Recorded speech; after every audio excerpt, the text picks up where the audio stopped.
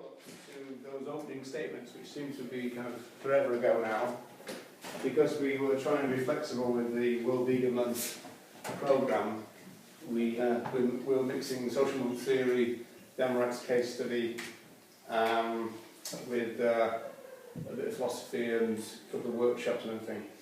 So this is essentially, I think we've got about maybe 4 social theory bits left. The only problem is I'm not quite sure if we're going to get to it, because we're going to start off with the remainder of the case study, because that's, in a sense, kind of more interesting and potentially we're more involved in the actual animal advocacy movement at one level or another. Yay! Hey! We're waiting for you. Hey. Hey Frank. Come in. How's it going? Hey Frank. Frank, Irina, this here is Lodgington. Hi guys. You're the only people that Rod's not said, "Oh my God," to when they walk through the door. Didn't I see That's good. OMG. Hiya. It's been cake.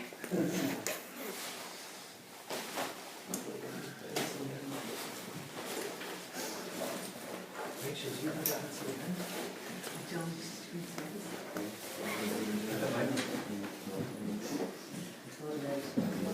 Do you want to do tea now, Irina, or should we just get on, or what do you want to do? I think we should get on. Get on. Yeah. Okay. Sorry. So we're going to start then with the second part of the case study. The opening bit is already on YouTube. It's called the opening statement on the animal advocacy movement as a case study, and also the opening statement on social movements as well. So they're both on YouTube. We're hoping to put this one on as well, so the two things will be a kind of companion piece to each other. We're going to start off with something that we all recognise, which is kind of perceptions of movements, and particularly perceptions of the animal movement. And we've already talked about how sociologically we can kind of zoom in and move out from the micro to the macro and then back to the micro again in terms of analysis. When you take a micro view of any movement, if you're an outsider, it's very difficult to kind of see any differences, you know. So people might say, well, what's the difference between a FAR and the ISPCA, or, you know, isn't Greenpeace part of it, and, you know, is Sea Shepherd part of it, and anything else? It can be quite, you know, quite difficult to kind of know the difference and nuances of the group, especially in philosophical terms. And the difference between organisations are not overtly obvious either, which is why you'll probably see on Facebook people be liking groups which, in a sense, are kind of, you know, opposed to each other, or you know, don't kind of really kind of marry up very well philosophically. So social movement activists in general will often complain that the public and the media and politicians often get confused about their organisation. Now that's particularly true for people who take a rights-based animal rights view. They will often complain that groups that they consider as welfarist will be seen on the same kind of philosophical plane as themselves, and so that's a difficulty for people within the movement. At the same time, people in the movement are also fairly confused. When I did my MA, I talked to a guy called Steve in North Wales, and just reconnected with him funny enough on Facebook. And he said in one quote that he would know the difference between animal rights and animal welfare in his head, but he wouldn't know how to write it down. You know? So I think there's a lot of people in that kind of situation where they kind of see the connections between the two, and they see the differences between the two, but to actually articulate it in a kind of full sense would be quite difficult for them. In relation to academic analysis of the movement, the academics have been somewhat better in a way at differentiating within the animal movement, and especially the philosophers. But again, there's still quite a bit of confusion in the sense that Hilda Keen's got a book called Animal Rights from 1989. She's a social historian, but it's really an animal welfare book, and yet it's called Animal Rights. And there's another book by Susan Sperling called Animal Liberators, which essentially is an anti-vivisection book, but she kind of uses those kind of phrases. So we can ask them, and we started this in the intro section really, which what is it then that divides animal rights from animal welfare? And we do have philosophy to look at that. No, I did say that we don't have anything for part one. What does it like? I suppose one somewhere. Hopefully, not it. There we go. Okay, can we have that one?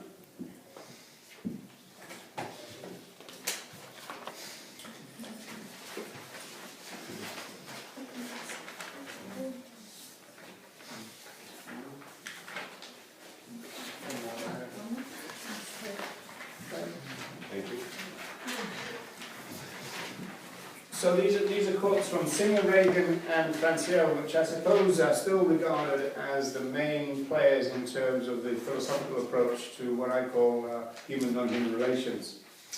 The first thing from Singer, these don't necessarily kind of just outline very carefully their philosophical position. It's more of a kind of general kind of sheet for you really. But there is some kind of nuances in there. I mean, Singer is distanced himself from the kind of animal, traditional animal welfare, the kind of, what he says, the ham-eating hostess that he approached, and she's going, are you interested in animals? And he said, not particularly, I'm more interested in justice, which is often a kind of a thing which might kind of trip some people up. The Reagan thing and the Francione thing are much more of what I would call the rights-based animal rights people. So they start off with human rights and extend it to some version of animal rights. And so that's where you start to get an abolitionist position. You can see that very clearly in the Tom Reagan quote in the middle of the page. It says the case for animal rights. That's not the book. This is the chapter in Peter Singer's book called In Defense of Animals from 1985. So it's not the book from 1983. It says, I regard myself as an advocate for animal rights and part of the animal rights movement. And it talks about the total abolition, the total dissolution, the elimination, etc., etc. And then we get Francione talking about the difference in one of his early commentaries. So that'll be quite useful to start to begin to understand the nuances of the difference between the approaches. If you flick it over to the other side, now I think I mentioned, maybe in an answer to Frank actually in the last session, that Peter Singer used to complain bitterly about being regarded as an animal rights advocate. And it's quite an interesting thing. Within academia, Singer has made a big point of making sure that people realise that he doesn't stand for animal rights. Whereas in the movement, he's been a bit more loose about it. I think accepting the movement as it is, rather, in the sense of, well, people are going to make mistakes, so I'm not necessarily going to pull them up on it. But if you look at the third paragraph there of yours, mine's highlighted, you see down the page, he says quite clearly that this is Peter Singer responding to a review of animal liberation. So this is 1978. Why is it surprising that I have little to say about the nature of rights? It would only be surprising to one who assumes that my case for animal liberation is based upon rights, and in particular upon the idea of extending rights to animals. But that's not my position at all. I have little to say about rights because rights are not important to my argument. Now, there's a lot of people in the press and a lot of people in the media who get confused about this. Surely Peter Singer, who is an animal rights advocate, is not an animal rights advocate. He says that rights as a concept are not important to his argument, and he will probably go along with that utilitarian argument that moral rights are nonsense on stilts.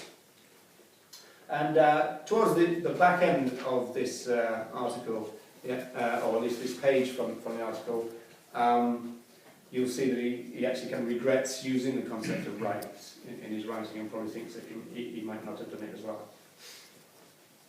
Okay, so that's the general beginning of seeing this differentiation. Another thing in terms of the modern welfare and rights movements is that the latter in particular, the rights movement, would tend to look more at the interconnections between issues, between the suffering and exploitation of both humans and other animals. And of course, the feminist theorists will do that as well. There's an irony there because that's similar to the early traditional animal welfarists. For example, the people who were involved with the formation of the RSPCA in England were also the people who formed the NSPCC, the children's charity. Often they were socialists, often they were vegetarians, often they were involved with the socialist movements, particularly the Fabian movement, which was the kind of moderate socialist movement, if you like. You can also see some differences in terms of this split between campaigning slogans, even t-shirt designs, if you like. The Vegan Society, I still got that on my mug at home, it talks about be vegan for the peoples, the animals and the environment, making those connections explicit. A welfare slogan would be more like buy free range and stop live exports. That would be much more of a welfare argument. An animal rights slogan would be animal liberation, human rights, one struggle, one fight. Animal rights would probably have a slogan like meat is murder, and on Facebook now you get a lot more kind of dairy is murder type things now. A lot of a lot of nuances on that. While the welfarists would probably talk about the concept of freedom foods. So again, it comes really back to this notion of welfare is about treatment while they're being used, and rights is a critique of the use in the first place. So that's the kind of crude difference. From a rights point of view, one of the most famous slogans is the one that was adopted by Peter, initially from the UAV, which is the animals are not ours too. You know, that slogan, which is very, very famous. That was originated, as far as I know, with the UAV, I think. Whereas one of the most famous welfare slogans is, and you'll see this on car stickers, which is a dog is for life, not just for Christmas, right? That one. Okay. There's also a difference in terms of sanctuaries. Notice that Butterfly's Cats is looking to look at animal rights sanctuaries as opposed to animal welfare sanctuaries. And so in my MA I developed this concept which is called animal welfare and animal rights sanctuaries, in the grounds that I knew some people who ran an animal sanctuary in North Wales, and they were strict vegan animal rights campaigners, but they used to have to deal with a lot of welfare issues, and even theoretically, as well as, you know, obviously the care for the animals, obviously, but in terms of people would come to their shop with leather goods, expecting them to be sold, you know, in aid of the animals. Some of the people that volunteered for them would want to eat meat in their shop, and that caused, again, a problem. They would say, well, actually, you know, we've got an issue with that, and they say, well, I care for the animals, but I also eat these ones, you know, so we had that kind of divide. So they had some real kind of problems there, in the sense that they were doing a very difficult job, which is running a sanctuary, and as anybody who's had any experience of running a sanctuary, it's a very, very difficult job. And at the same time, they were having kind of problems with their volunteers on that kind of basis. So, let's focus on the concept of animal rights then, for this, and we could start with the account of animal rights from Mark Gold. He's got a book called Animal Sanctuary, and he says the first organisation which may be called an animal rights group was the Humanitarian League. The Humanitarian League was founded in 1891 by Henry Salt. Henry Salt is quite an interesting character, although little known sometimes in the movement. He was born in 1851. The formation was 1891, not 51. He was born in 1851. He became a master at Eton, the public school in England, but then he became a vegetarian, and then he became a socialist, which probably didn't quite well fit in, and he became estranged from Eton. His beliefs led him to leave. But again, because he was a socialist and a vegetarian, he started to make these kind of connections. When he formed the Humanitarian League, one of the first things they did was close down the Royal Bookhounds, so took on the royal family straight away, and also launched a campaign against Eton's Beagle Pack, so as a thank you for his former employee, if you like. In fact, it's Henry Salt who is credited with coining the phrase blood sports, which still rankles very much with hunters. You know, if you say the word blood sports to hunters, they'll still go mad about it, and they want to call it hunting or field sports in particular. They dislike the phrase blood sports, which Henry Salt coined. So the League then were the beginning of this idea of linking explicitly ideas together and effectively claiming that campaigning for one was campaigning for all. So the Humanitarian League found themselves having campaigns about child labour, about hunting, about the inhumane treatment of prisoners, about vivisection, the cruel treatment of the mentally ill, corporal punishment, slaughterhouses, and warfare. And I don't know if anybody saw, I posted quite a long quote from Salt on Facebook today, where he's talking about the interlinks.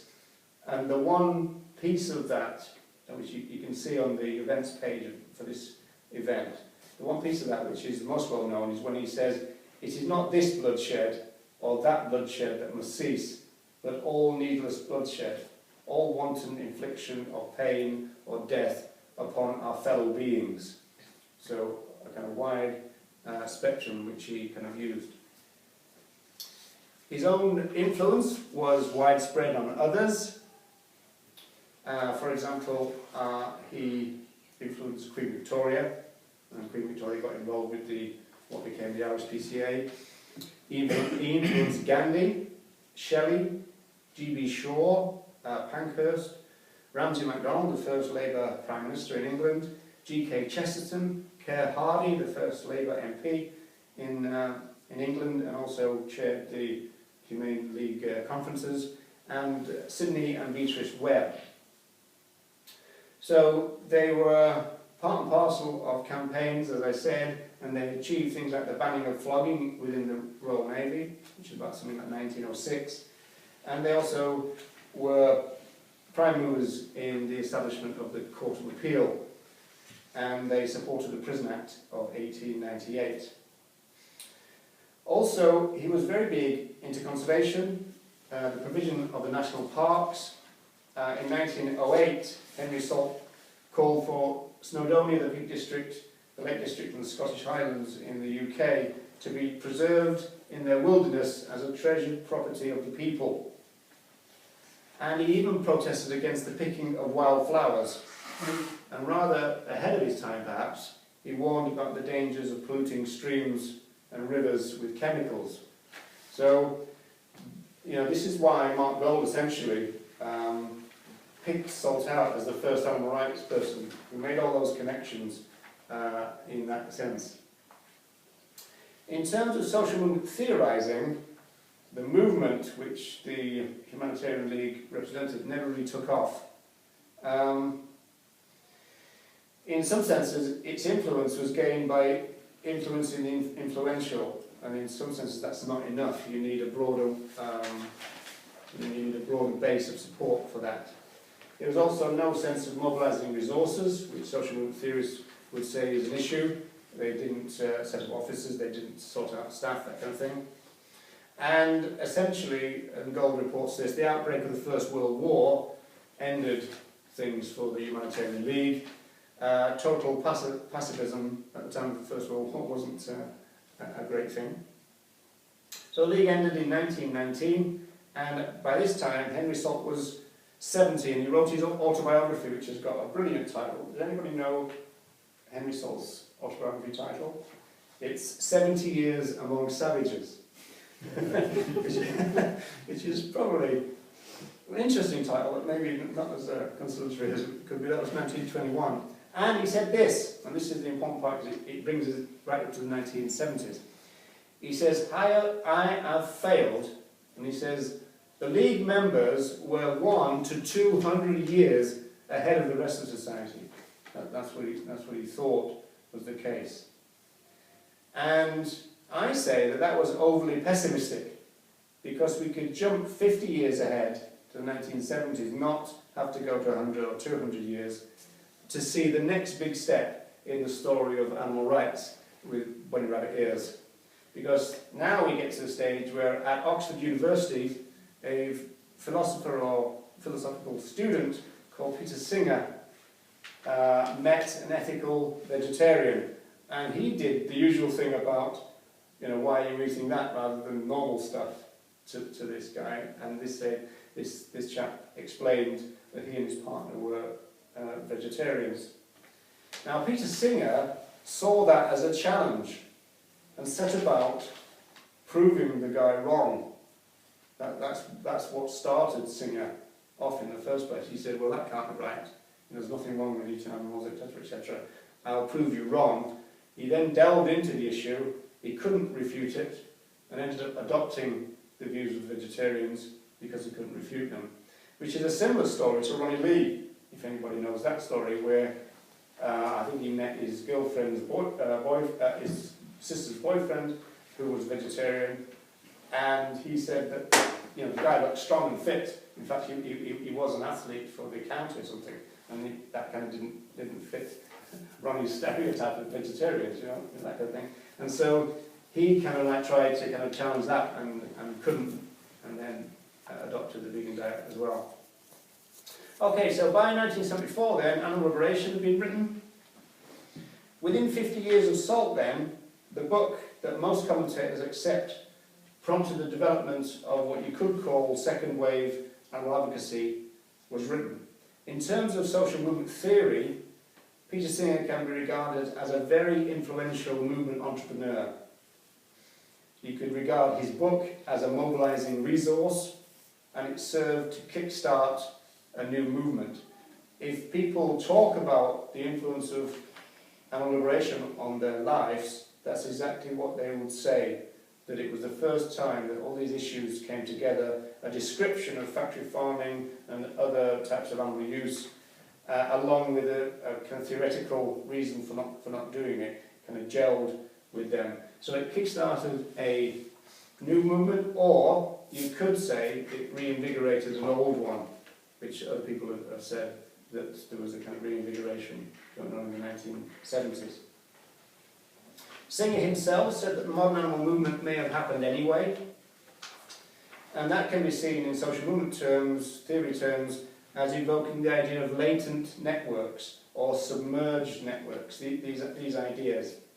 That there are kind of grievances, social grievances, that kind of just are there in society, and every now and again they congeal into a movement, and then sometimes they go away again, but they're still, the issues are still there. So that's why people also talk about movement cycles, and also about peaks and troughs and that kind of thing.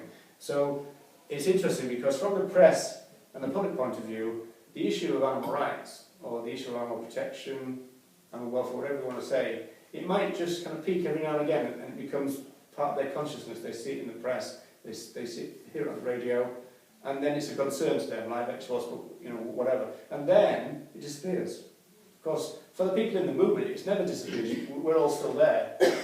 It's just that it's not in the public consciousness, So that's one thing that's interesting to note, that for the public's point of view, the animal rights movement might actually just kind of go in and out of their consciousness again. So it remains the case then that animal liberation caused a stir that created a movement.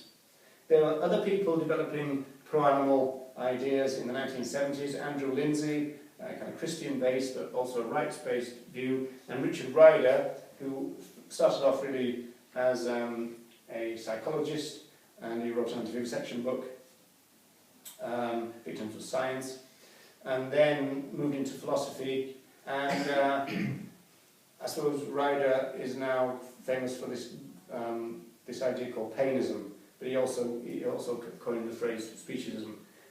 Peter Singer is often credited with coining the phrase. He didn't, he popularised it, Richard Ryder coined it. So commentators tend to agree that this time, the 1970s, represents the beginning of the animal rights movement proper, if you like, or, as I said before, could be regarded as a second wave if account is given to SALT in the same way as we talk about first wave and second wave feminism.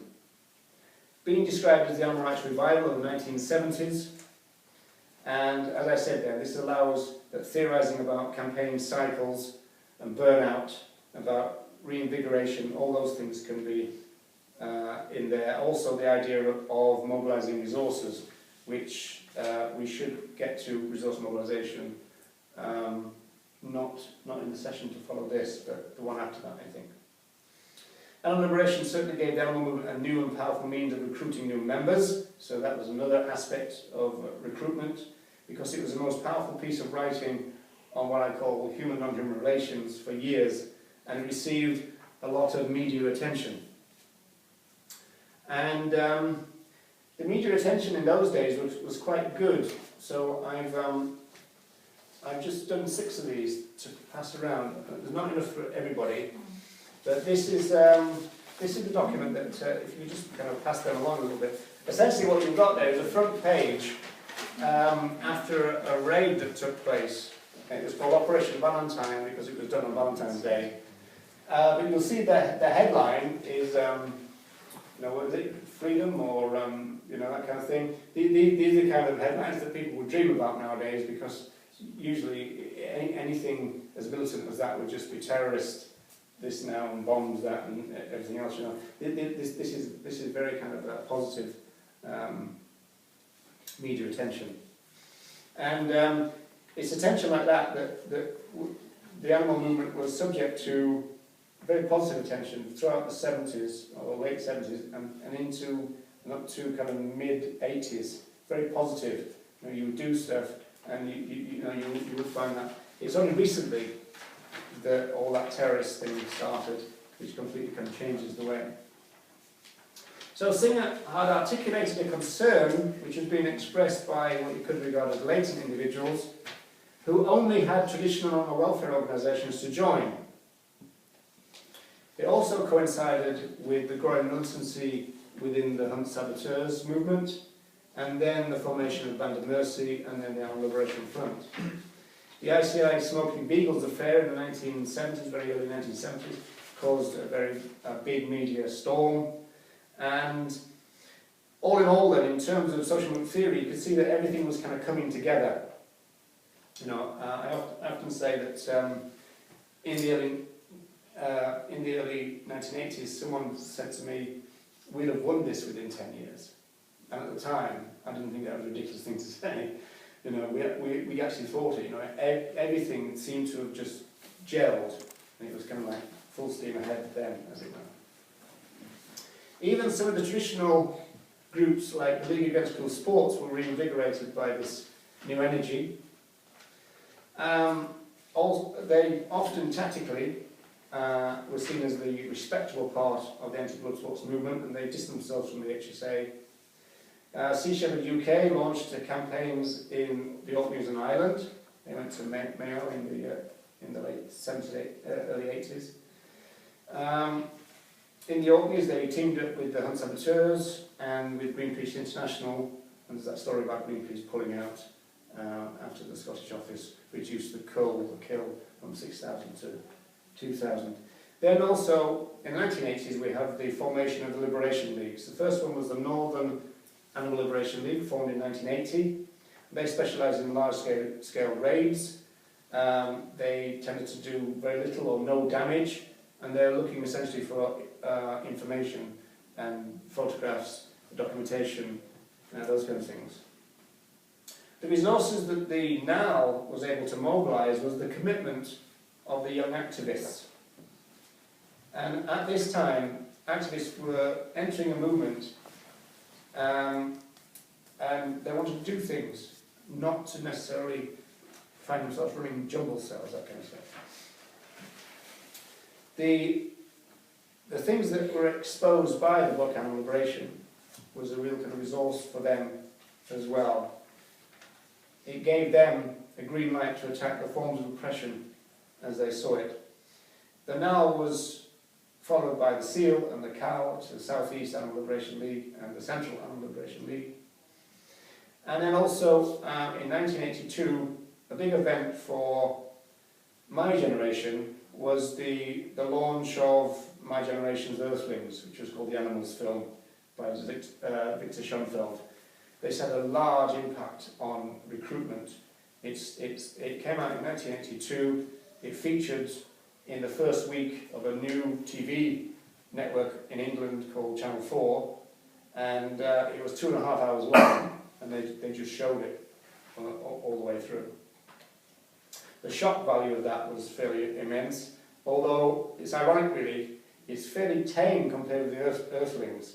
In fact, Schoenfeld, if you buy the DVD version of the Animals film, Schoenfeld, the director, explains why they cut in pieces of vox pop and cartoons even and this kind of stuff, and just to kind of bring people down a little bit, so it wasn't full on like Earthlings, you just unremitting kind of horror kind of thing. It's not like that with the Animals film.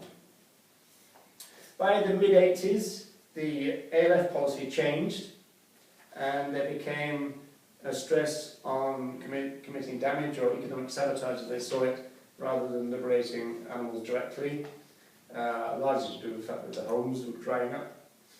So by this time, the national organisations were becoming unsettled by all of this, especially because this also coincided with a push to put animals into politics. So we had things like the Mobilisation for Laboratory Animals, which is a coalition of the BWV, Animal Aid, the Scottish Anti-Vivisection Society and the National Anti-Vivisection Society. And then we had the Animal Protection Alliance in 1983 as well, coalition of the League Against Cruel Sports, the BWV, and Compassion in World Farming. So there grew very quickly then, in other words, a movement grew, forging ahead, and then there started to be tensions within it. That's essentially what we're saying. The ALF were expelled from the BWV offices, and so they set up in Hammersmith in London, and the militancy under their name increased, and ALF groups even developed incendiary devices. Incendiary devices are obviously, it's quite a name to attach to something, but in actual fact they were devices based on 2 firelighters. And they are mentioned in the press always as bombs. There's no explosives involved. In fact, the weird thing about these fire bombs, as they're also called in the press, is that they were designed to create smoke. And so the damage that they caused was water damage, because it relied on the sprinklers of the store to do the damage. Yeah. There was one shop in Plymouth, I think, called Dingles, that burnt down because the sprinkler system didn't work. Yeah. And I always say, that, ironically, the ALF might have been responsible for saving human lives there, because it didn't fail in the middle of the night, whereas it didn't fail, if it failed in the middle of the day, it might be different. Animal Aid were now increasingly hostile to militancy under the leadership of Mark Gold. And so by the time we're talking about 1980s in England in particular, there's a substantial dip in animal rights activity. And this, in theoretical terms, is seen as things like result of cycles, the result of burnout, a loss of energy within the movement, the impetus has gone. And then, on a more practical level, imprisonment was an issue. So the cost of involvement in the animal movement seriously increased. And there's a caveat to that as well, in the sense that when people were first arrested and given a few months, it became the standard. And then I remember somebody got something like 16 months, and we all thought that was outrageous, And of course, I don't suppose people realise that within 10 years, people will be getting 16 years rather than 16 months. So the cost of involvement with that type of militancy really kind of increased. In the early 1990s, the Live Export campaign made it big in England and became front page and TV news for months and months. This is where we saw an interesting juxtaposition between people who regard themselves as animal rights people and people who regard themselves as animal welfare. Local regional groups were involved. The Compassion World Farming claimed some role in it. They were wary of attaching their name to it a little bit. Carla Lane, the scriptwriter, the playwright, she had a big group involved the English live export campaign. Sorry, I just have a question. To what extent do they, I'm just reading Morrissey's autobiography, did he have a galvanising role at all against the United? Morrissey, Or was he just... I'd say the punk movement would be more, yeah. I mean, really, apart from Meet His Murder, the song, and the album did go to #1. And I think I have seen people claim on Facebook, for example, that it was that album and his thing that made them kind of go vegetarian or slash vegan or something. But I would have thought the punk movement would have probably been more influential. But then there's a generational gap between those. So, I don't know, anybody influenced by Morrissey in this room? I don't know, actually. I'm not quite sure about that, about what his legacy would be. I do know that some people in the vegan community who are Smiths fans would look more towards Marr than Morrissey, because Johnny Marr, isn't it? Johnny Marr is vegan, whereas there's ambiguity about the position of Morrissey. He's only recently vegan, though, isn't he? Well, some people say he's not vegan at all, so yeah, I don't know. I know that there's a kind of... Certainly in his book, he's very insistent on his animal. He describes himself as an animal protectionist. Yes. And he, if somebody is eating a meal with containing an animal, he walks out. Even if it's a close collaborator, business contact, you just walk out. Yeah, it's an interesting one. That I used to know a playwright, still know a playwright, but he would do that. And when he became powerful to be a BBC producer, stroke director, he would make everybody on the set be vegan. Gordon Newman. Yeah. And there's stories about them kind of trotting off down to McDonald's at the end of the day, because they've got 8 hours without meat and they're just about to explode. So yeah, he used to have that same attitude, because he effectively said, and I don't know if Morris makes his point, that well, if you were sat at a table and somebody was abusing a child, you wouldn't just let it be. Sure. Yeah. And he also insisted that in all concert venues that there wouldn't be any meat served. Yeah, I wonder how much control that they've got on that. Is that part of their contracts then, is it? Well, it was when the Smiths were touring in the 80s. And this, going into America, going into sort of very, off the beaten track kind of places. He does that now himself, in solo.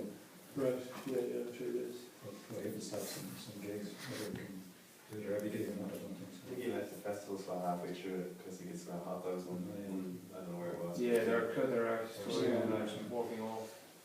It's also a good way of getting headlines, I suppose, but Sounds right. But I don't think it's done many favours commercially. Maybe it has. No, well, I suppose he doesn't really need that in that sense. I suppose he feels rich enough and powerful enough not to have to kind of bow to that particularly. And obviously, in the movement, the more interesting case in a way is McCartney, because he's seen as more embedded in the movement, particularly Peter. But Peter also used Morrissey, don't they? So Morrissey identifies animal rights with Peter, which would be a controversial thing to do, but so does Paul McCartney. And McCartney's interesting because I think Stella McCartney is vegan, and he's made the claim that he knows he should be vegan, but he can't do it. Sometimes it's because that when you're touring, it's difficult. Although I do know that when Wings were touring, I think they used to take kind of effectively a restaurant and chef with them. So that wouldn't really be the case either. But I would have thought that people like Morrissey and particularly McCartney, they've got enough money to make sure that they can feed vegan wherever they are. I was looking through sort of accounts in the Irish newspapers, just keyword searching vegan, going back to the 70s and 80s. Right. And it seemed like you very rarely get a mention of the term vegan except in connection with a musician like Morrissey or Moby. Moby more latterly got a lot of it. Yeah. All right. And then the odds. And that would just be a line, really, essentially. No, well, like they would just, a music journalist would interview him, and there would be reference to it, and Moby might talk a little bit about because he was really big in the 90s. Yeah, that's right. And he would talk about his beliefs, you know. So that was the way of getting exposure and getting into the media, rather than through animal rights advocacy, Yeah. Okay. or through health or environment or whatever. So you've got a whole database now on No, there's very few mentions in the Irish All Times. right. Okay. Pitifully few. And did you look elsewhere besides the... No, I don't think they have digital. I don't think I can search digitally Okay. with other newspapers. All right. But presumably they'll have an archive, won't they, of a Christian? They would have an archive, but I'd have to go through each article, each newspaper. Whereas the Irish Times, Do they have microchief thing? they do, but the Irish Times, I can go very quickly, keyword search, Okay. and it'll throw up all the. Yeah, okay. All right, I've just got a couple more things to say, because I was trying to bring this kind of case study up to date, and Bernie's here, who might be able to throw in a few Irish examples in a minute with a bit of luck, because you know, when this course was originated, it was in North Wales, and so most of the examples, just about all the examples, are from the UK, really. Not least the example of the National Anti-Vivisection Society. They branched out and exposed Chipperfield's circus, and they became animals defenders. It was interesting, what happened with the anti-vivisection groups in England was that they realised that their constitution and remit limited what they could do. They had to campaign against vivisection, yeah? So they wanted to branch out from that, you know. The BOAV, for example, they helped launch the Fur Action Group, and a couple of other things which can broaden their kind of range.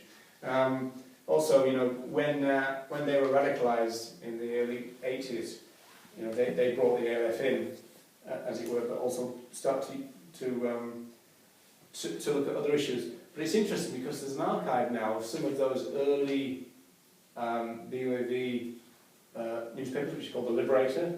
When it was radicalised in 1981-82, we went into the BOAV offices, the existing ones, Charing Cross Road, and we opened up their stock cupboard, and there was a few books by the director, just been ousted, and but then there was lots and lots of tea towels with Harrogate written on it, for some reason, and then some of their magazines which got animal welfare, so they changed that to Liberator.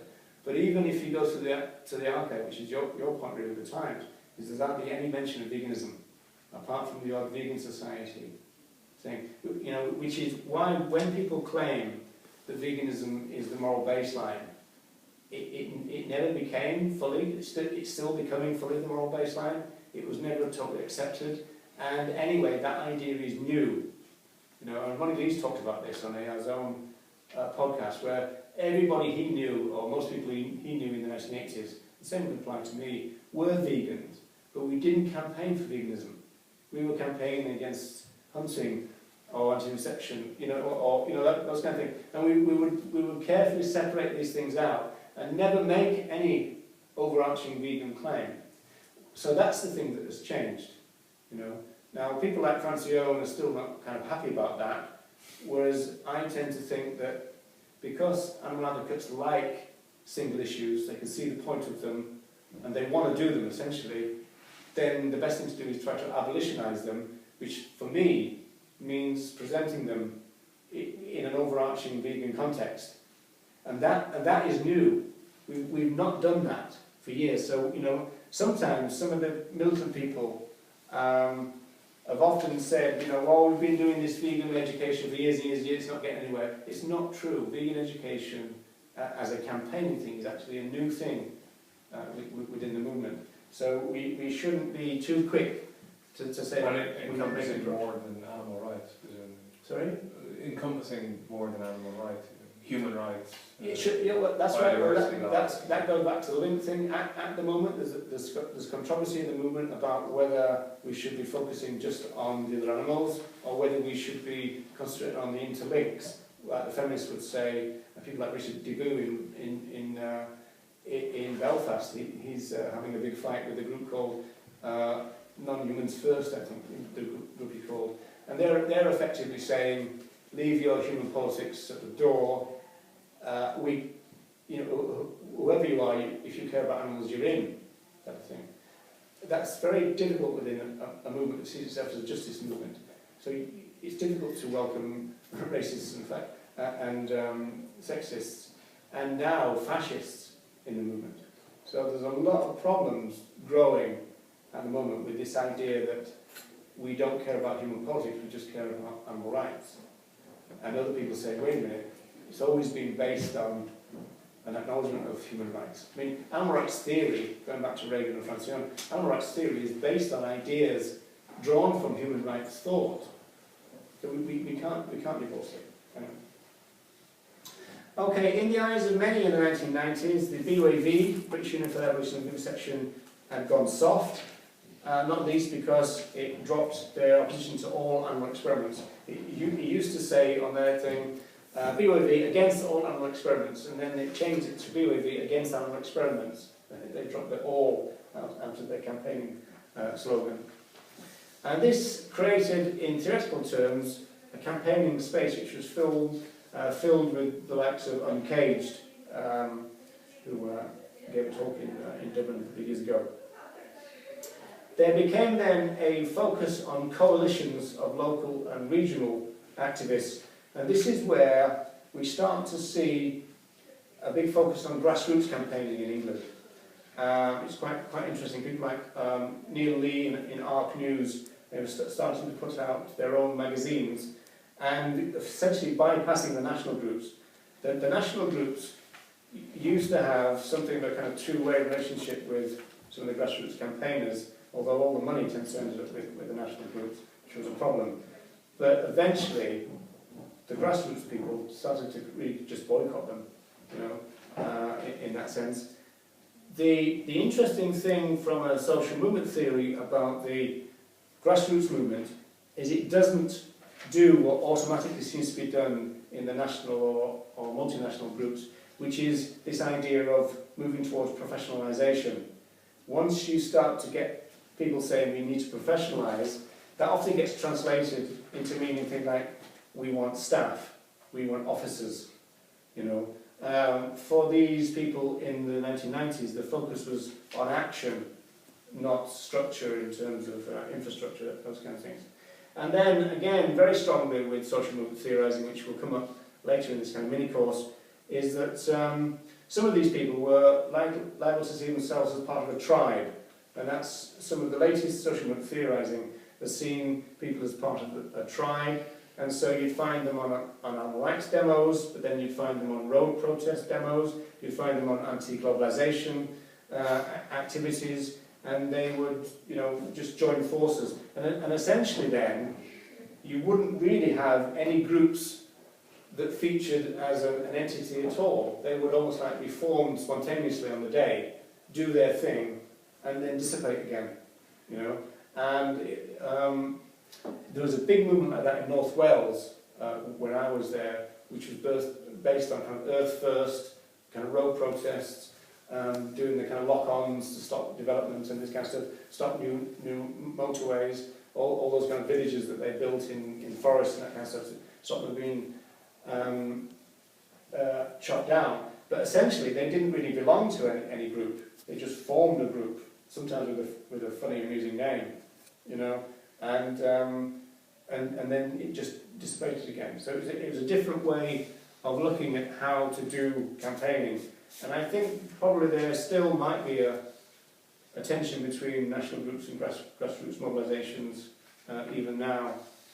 Then we have, this is where we get to issues where Bernie can fill us in on probably, a deliberate targeting of individual businesses. And under various campaigning names, they managed to close down Consort Beagles, which is a beagle breeding thing.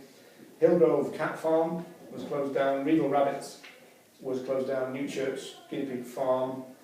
And now, most of those people then focus their attention on Huntingdon Life Sciences, which is a campaign that continues.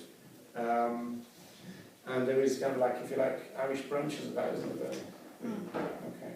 So did the Irish activists, you know, for Consort and Hillgrove, did people go over for those? Well, yeah, a few wishes to go over, yeah. Okay. Hillgrove, I was at, and New Church, I think.